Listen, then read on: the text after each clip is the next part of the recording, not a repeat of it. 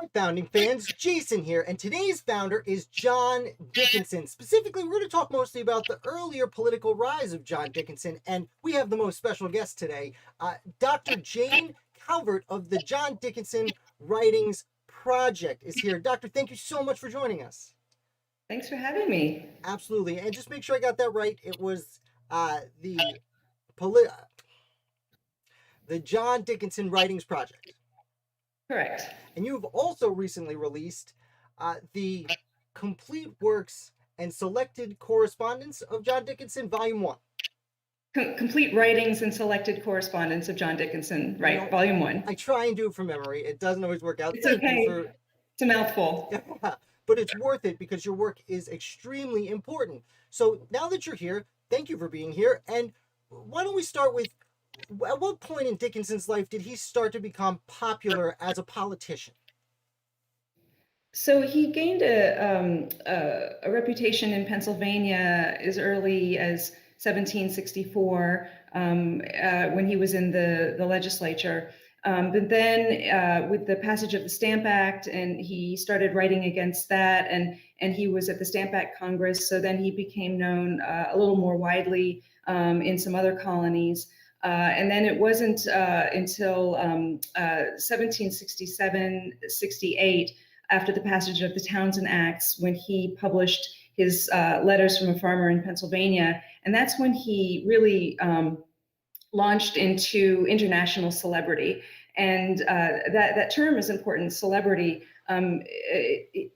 He was a celebrity even by modern standards. He was known on both sides of the Atlantic in many different countries. And he had fans, he had haters, he had images of him, and he was America's first sort of homegrown celebrity. And it's true that Benjamin Franklin was very well known, but he was well known as a scientist, and he wasn't at that point yet a celebrity. But Dickinson was really seen as the spokesman for the American cause around the Atlantic world. It's interesting that you use the term international. I understand his work would travel to Britain, obviously, but do we know if he went into any other countries or if it was translated at all?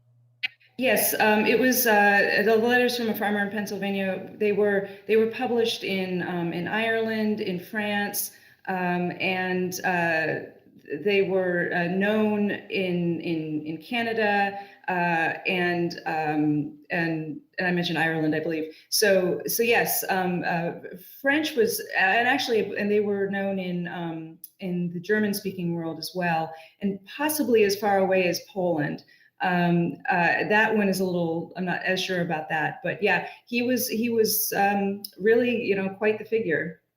That's fascinating. So he was turning sentiment not just in the colonies against Great Britain, but, like you said, Ireland and France, they were not far from having revolutions of their own. But let's be clear, though. He wasn't turning sentiment against Britain. He was in fact trying to preserve the relationship with Britain. He wanted, so he was the first person to advocate a national program of civil disobedience. And when I say civil disobedience, I'm being very specific here. That is the peaceful, nonviolent breaking of unjust laws with the intent to preserve the Constitution. So he was trying to bring Britain back to its constitutional principles and preserve the relationship. He did not want war, and he did not want independence. Absolutely. And nobody really, people weren't talking about that until, it wasn't until the summer of 1775, when the colonists were, the Congress were kind of getting restless. And it wasn't until the spring of 1776 that the public really started debating independence. So during, the farmers' letters up until 1775, independence was really not up for discussion. Right. And thank you for correcting me. My words were a little harsh. I should have probably said filing grievances, Yes, yes, On behalf of the colonies. So right. he's writing the farmers' letters in late 1767, early 1768, if I'm not mistaken. And He then, wrote them all and then published them serially in the newspapers. So, they were all written and then they just went to press, one a week or so for the 12 letters. oh, he wrote them all at the same time.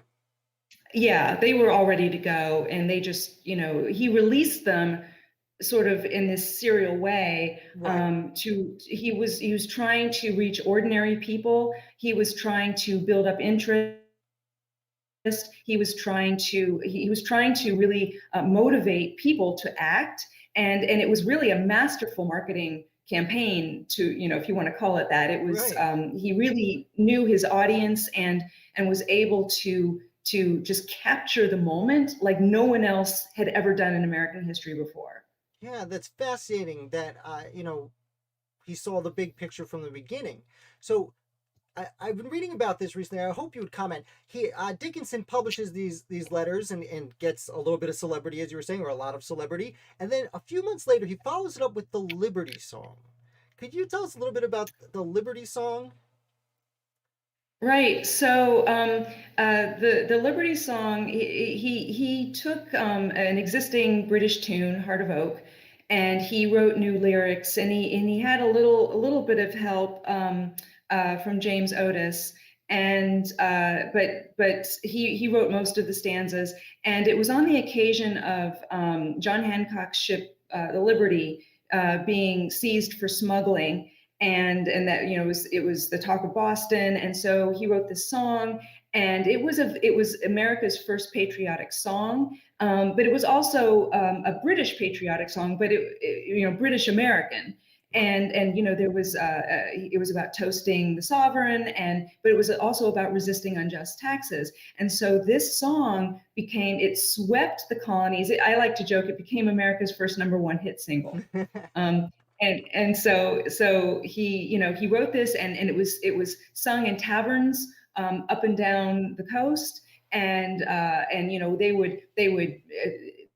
they would often be in taverns, having like a list of toasts that they were going through, and they would toast the farmer, and then they would end it all by singing his Liberty Song.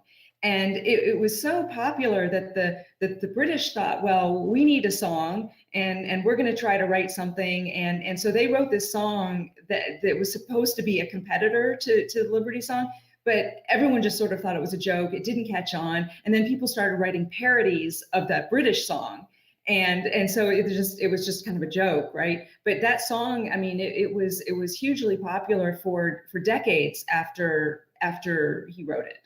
That's amazing. And this is a weird tie-in, but the Hearts of Oak that it was based on was actually Alexander Hamilton's militia unit named themselves that. Was Just at it? the outbreak of Okay.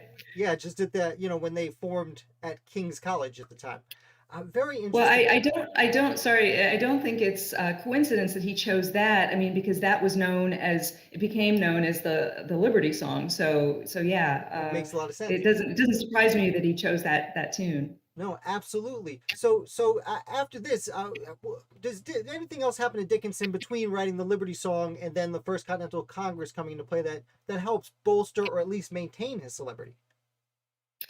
Sure. I mean, he was sort of the go-to guy that, the local leaders in the various colonies, would look to him, get his advice. I mean, the farmer's letters prompted the Massachusetts legislature to write their famous circular letter, and that went around. And then there were other things, for example, the burning of the Gaspee in Rhode Island. They burned it, and then they thought, oh, good Lord, what have we done? Now the governor is talking about punishing us. So the legislature wrote to Dickinson saying, like, can you please tell us what we should do now, because we've kind of screwed up and we need your help.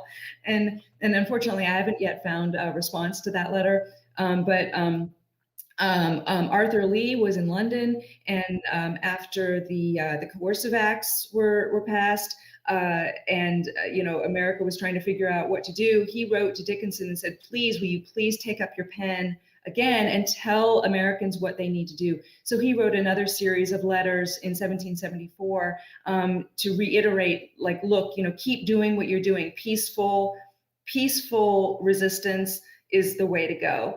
And then when the Continental Congress met, he wasn't seated because he wasn't a member at the time of the Pennsylvania legislature, but he was really the guiding spirit, and he ended up writing almost all of the publications that the Congress produced. And his vision for how the protest should go forward was the guiding vision for the Congress. He did take his seat later, but I think that kind of rankled John Adams a little bit, and Sam Adams.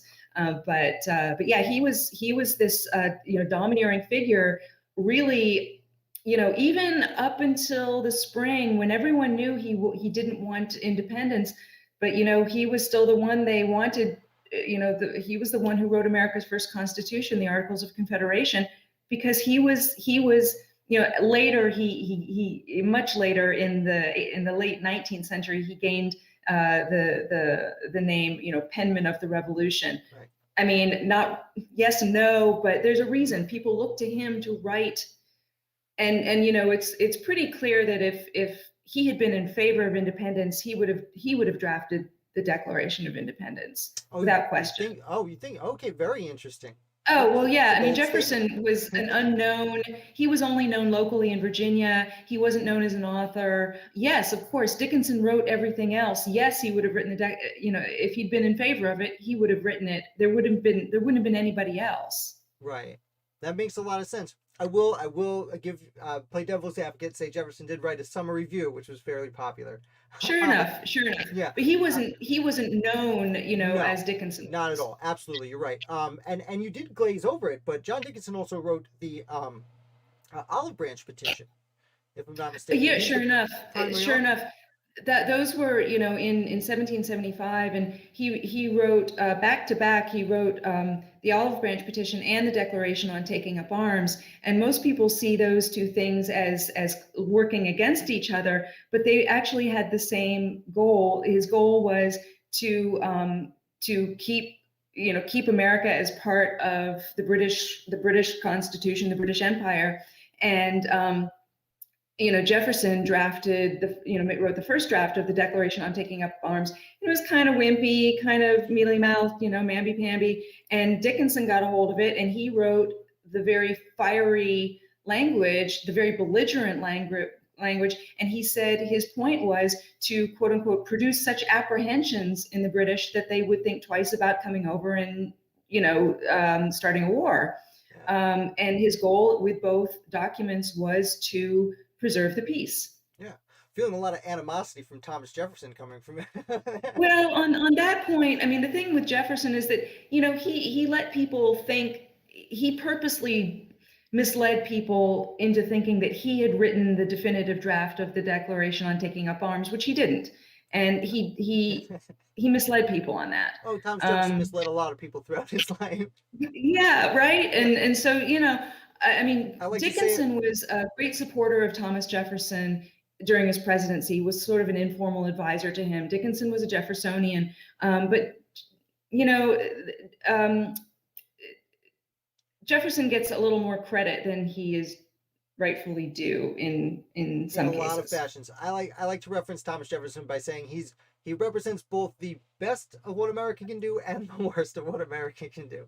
He's right. He represents all of us in some fashion. That may be true. And if I could just also take the opportunity to point out a contrast between Dickinson and Jefferson.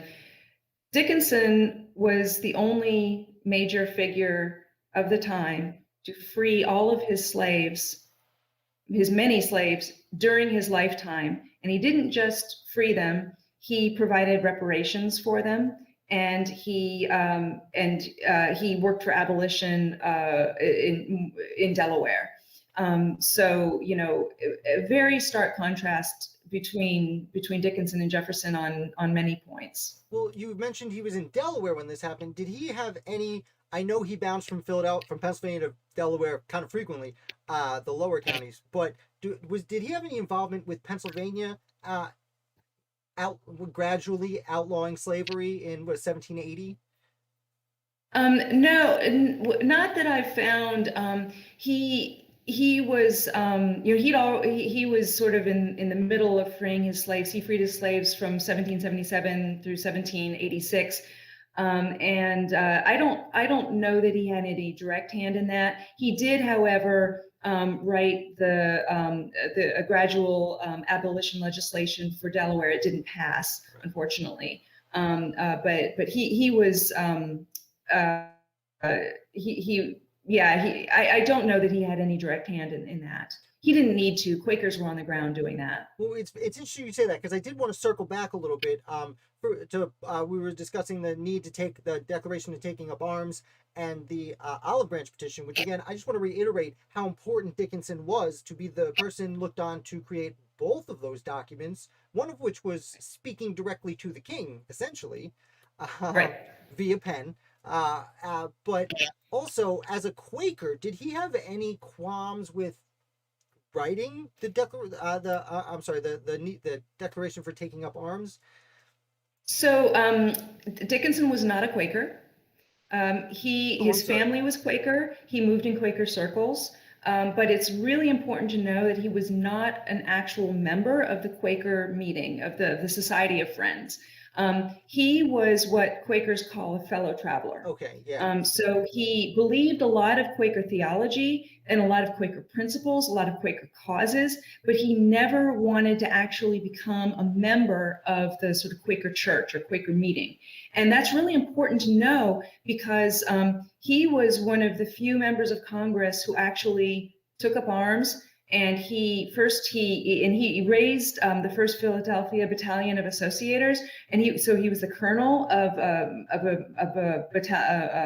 militia battalion. And as soon as, like, within days after he refused to sign or vote on the Declaration of Independence, he went and took up arms and joined his battalion on the New Jersey front. And then the battalion fell apart, as did many militia units. And then in 1777, he actually did something that no other major figure did, and he enlisted as a private in the Delaware militia. And then, interestingly, later, when he was the commander-in-chief of Delaware, he was then, the person responsible for, he completely revamped the Delaware militia. So, and one of the reasons he said he would never become a Quaker is he said that he, and I'm quoting, believed in the lawfulness of defensive war.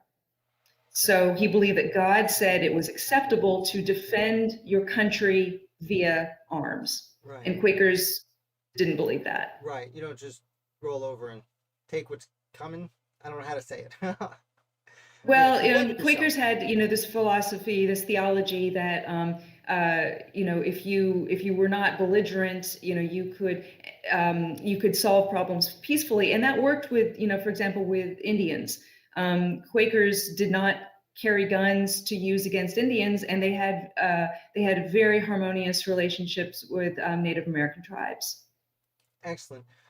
Dr. Calvert, I could keep you here for hours and hours and hours, but I want to say a huge thank you to you for coming and sharing this information with us today. Well, thank you so much for asking. I'm really really pleased to be a part of your program. Absolutely. Well, if you ever want to come back and talk about the rest of Dickinson's life, we're here for you. Just send me an invitation. I'll be there. Okay, you'll be hearing from me. Founder fans, again, I want to say a huge thank you to Dr. Calvert for coming. She has contributed to several works about John Dickinson and is currently working on a biography about John Dickinson that we are looking forward to very soon. So make sure you go in the link description below and support her down there. While you're down there, definitely hit like and subscribe, because we're talking about the American Revolution 6 days a week here. And I'll be back with another founder for you. Wait, no, tomorrow's Friday. We're going to be playing trivia tomorrow.